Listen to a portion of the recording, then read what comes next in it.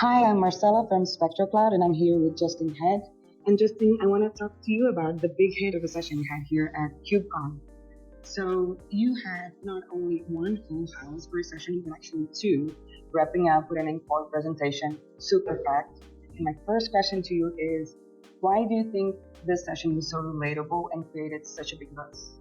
Obviously, a lot of people do a lot of amazing things here in a lot of different industries, but I think gaming holds a special heart in a lot of people's minds, and they wanted to see kind of how stuff that they're doing also applies to an exciting industry like gaming. Throughout your session, you've mentioned that your journey actually started in bare metal, and then you moved to cloud, and then now you're back in bare metal. What would you say that brought you back? The main thing that brought us back to bare metal was, looking for cost savings. So, but also, like you said, I grew up in bare metal and very familiar with it, and just enjoy kind of the rawness of it. I think one of the key takeaways is that bare metal can be the answer, especially in your case with cost savings, but it doesn't necessarily need to be just bare metal. Can you comment on the relevance of hybrid strategies and even best practices around them? It definitely doesn't have to be your only answer.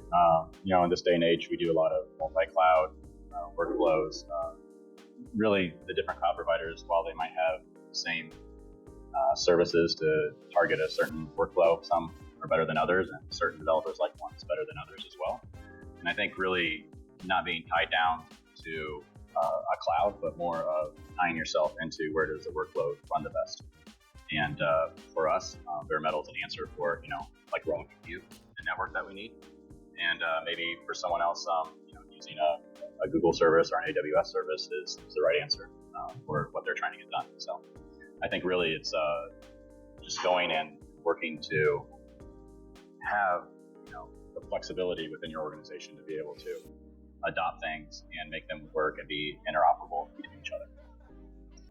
When you look ahead at trends, how do you see the role that bare metal can play in modern Kubernetes strategies?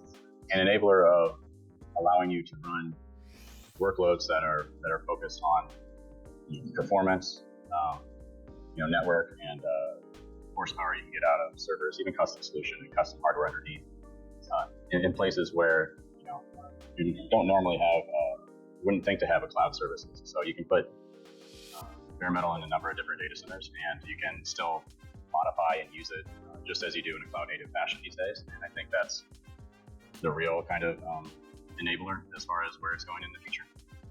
But like I said, still being able to augment back into the full stack of services that you get from major cloud providers.